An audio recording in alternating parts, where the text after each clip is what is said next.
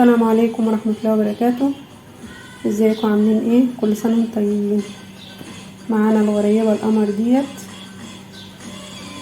شايفين الجمال؟ ايه رأيكم؟ لو اول مرة تشوفوا الفيديو وقناتي ياريت تفعلوا زر الجرس وتعملوا سبسكرايب وشير ولايك للقناة او للفيديو وتعالوا مع بعض نشوف الغريبة الجميلة دي عملناها ازاي. يلا بينا.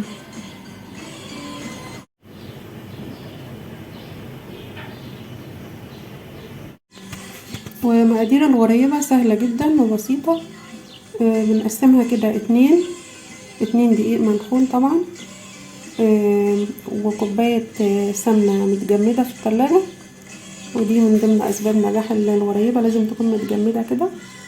ومعايا نص كوباية سكر، ومعايا للتزيين لولي وفستق، ومعايا رشة فانيليا صغيرة ورشة ملح. اول حاجة هنعملها هننزل طبعا السمنة، لازم تكون جامدة بالشكل ده.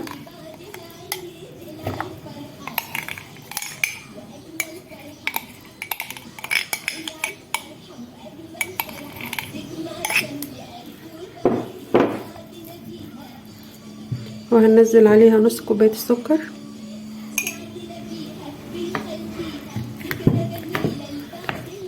ونقلبهم كويس قبل ما نبدأ نضرب بالمضرب. وهننزل برشة الفانيليا ورشة الملح، وهنضربهم بالخلاط مش اقل من 10 دقايق لحد ما يبقى لونهم كريمي وشكل الكريم شانتيه بالظبط. وكل شوية لازم نلم الجوانب كده علشان كله ياخد قوام واحد. شايفين لونها فتح ازاي؟ هو ده اللون اللي احنا عايزينه. كده خلاص ضربت السمن مع السكر، شايفين اللون فتح ازاي؟ هو ده اللون اللي احنا عايزينه، وبقى كريمي زي الكريم شانتيه بالظبط. دلوقتي هنزل بالدقيق،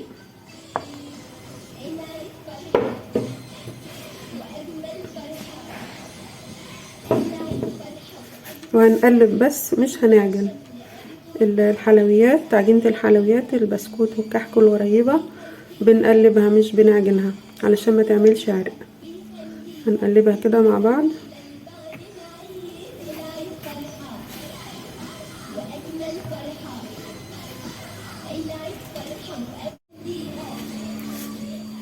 خلاص قلبناها شوية كده بالسباتولا، وبعد كده هننزل بقى ايه نشتغل بايدينا.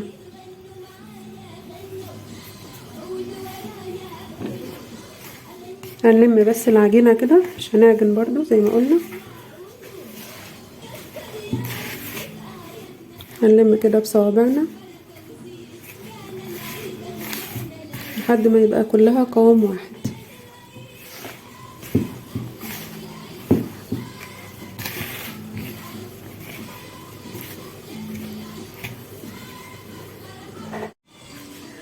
كده خلصت تقليب العجينة ما شاء الله اهيت.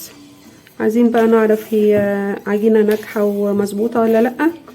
بايدينا اللي احنا معجناش بيها هناخد جزء كده، نكور حتة كده،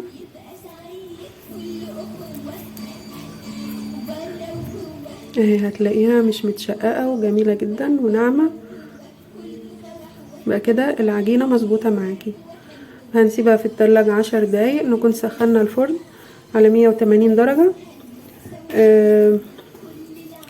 هنحطها طبعا على الشبكة، وبعد كده نهدي الحرارة من 180 ل 170 ونخليها على الشبكة لمدة 10 دقايق بس.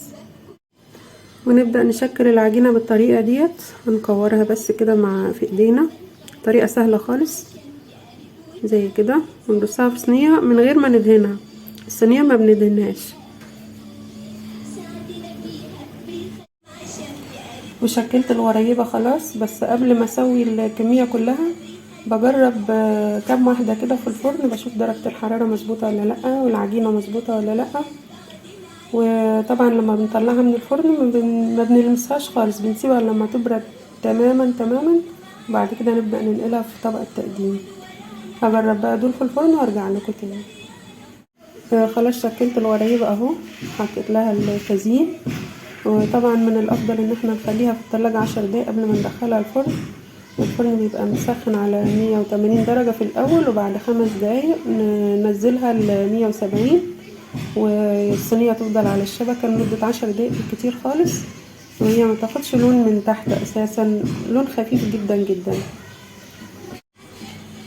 طيب هتعرفي ازاي العجينة مظبوطة ولا لأ؟ لو فرشت منك في الفرن تبقى محتاجة حبة دقيق او معلقة دقيق بسيطة يعني، ولو الغريبة ناشفة تبقى محتاجة معلقة سمنة بس كده. وتعالوا شوفوا الغريبة بعد ما طلعت من الفرن واستوت. شايفين الجمال؟ شايفين؟